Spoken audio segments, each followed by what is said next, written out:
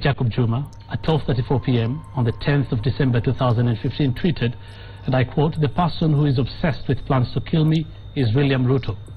I know that my assassination was discussed on Tuesday." If there is a man who will be disappointed by Kenyans for electing William Ruto as their president in 2022, that man would be billionaire Jacob Juma.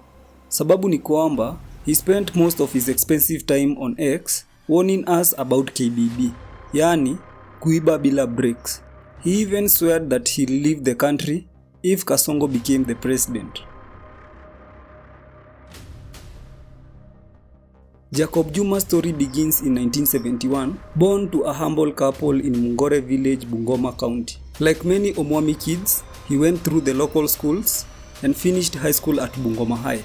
After school, he moved to Nairobi, joined the Kenya Polytechnic, which is now referred to as the Technical University of Kenya, thanks to sponsorship from Chris Okemo and Cyrus Jirongo, who were MPs at the time. I have known Juma since his childhood. As Okemo spoke, I and him shared the cost of Juma's education at the Kenya Polytechnic. Coming from a humble background, that sponsorship was his ticket to the big city dreams. But Juma's academic journey took a different turn when politics swallowed him as a whole, when Jirongo formed YK 92, a movement to rally youth support for Moi. And guess what? Juma was there, front row. In fact, it was through this path that he introduced a young ambitious man called William Ruto to Cyrus Jirongo. Little did he know the twist of fate this friendship would take years later. Being close to Jirongo had its perks. Juma tested wealth early, so early that by 1995 at just 24 years old, he had a firearm license. That is how fast his life had escalated. He still wanted education, so in 1998, he enrolled back to the University of Nairobi for a finance degree. Yet, by the late 90s, even before finishing school, Juma was already buying land worth 9 million Kenyan shillings from Jonathan Moi, the president's son. That very land is where King Business Park along Mombasa Road stands today. This was possible because of his political connections. People like Sirisia MP John Waluke were not just friends with Juma, but also his loan guarantors.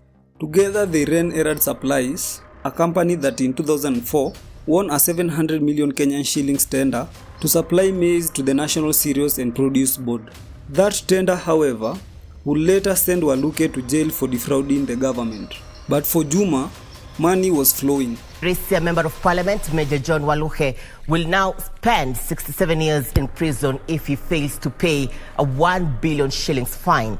This is after the High Court upheld the ruling by a magistrate's court in June 2020, committing them to the jail term and the payment of... He built a stunning Karen mansion called Mungore Palace and a flashy rural home back in his village. He drove top-of-the-range cars, entertained exotic bodies at an exclusive Westlands apartment, and lived life at the very top.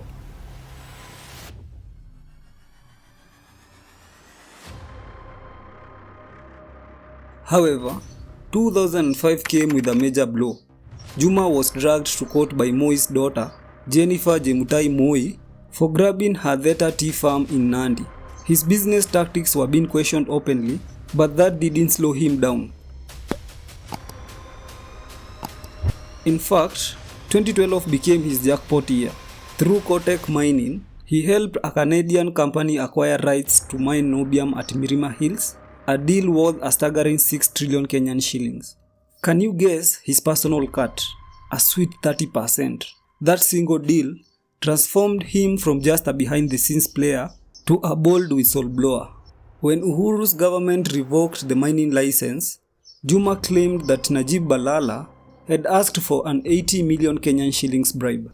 And from that day, Jacob Juma switched gears. If he wasn't eating, then hakuna mtu mwingine anakula. Yani kufa dereva, kufa Kasongo.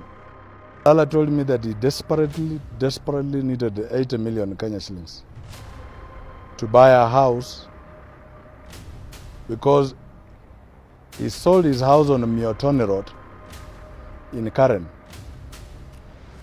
so that he could use for 60 million shillings, which he used for campaign. His first target was William Ruto, the man he had once introduced to Jirongo. Juma claimed that Ruto owned Weston Hotel and that it sat on a stolen Langata primary school land. He even personally funded a lawsuit to repossess the land, producing documents dating back to 2003 as evidence. How he got them, sijui wala hujui. Inspired, he went after Ruto's Ruai land deal and exposed how Kenya Pipeline was scammed out of 232 million Kenyan shillings through shady Gong Forest land sales involving Ruto and Joshua Kulei. When Ruto's people tried to silence him, Juma came back swinging with receipts, yani evidence kwa kalatas. In 2015, when the government changed rules about armored vehicles, Juma saw it as a direct attack on him, considering he drove a bulletproof limo. Was he wrong? Next, he exposed Nairobi Governor Evans Kidero for pocketing 650 million Kenyan shillings when he was the managing director of Mumias Sugar. August of 2015 was lit, but October was even bigger. Juma blew the whistle on the NYS scandal, where 790 million Kenyan shillings went missing. He pointed fingers at high-profile names, including Angela Angwenyi and CS Ann Waiguru, accusing her of buying a Kitusuru home worth 150 million Kenyan shillings. Then came his biggest bombshell, the Eurobond scandal. Juma alleged that the 100 billion Kenyan shillings had been looted. The government tried everything to silence him, bloggers like Itumbi, politicians on TV, even Treasury CS Rotich, but Juma stood firm. He even bragged that he would sue the president himself because he had already sued other government officials and won. His pressure made headlines. Big names like Devin D joined the debate. Under pressure, the government changed its earlier statements about how the Eurobond money was used, proving Juma had been right all along. But with every revelation, his life became more dangerous. By January of 2016, Juma warned of a plot to assassinate him. He even accused Zando Kangira, who was a journalist, of being an undercover cop sent after him. When Murkomen attacked his name publicly, Juma offered 200,000 Kenyan shillings to anyone who would slap him. He was fearless, even exposing Farouk Kibet for buying lavish apartments with NYS money. He openly asked Kenyans if he would survive a presidency under Ruto. March of 2016, he posted tweets suggesting he knew death was coming, but he was ready for it. And sadly, on May 5th of 2016, his prediction came true. Juma was brutally assassinated by unknown gunmen. His bulletproof car forced them to shoot him at close range, after which they staged the scene to look like a drive-by. To this day, no one has been convicted for his murder. Ironically, the journalist who broke the story about his death was Zadok, the same one he had accused earlier.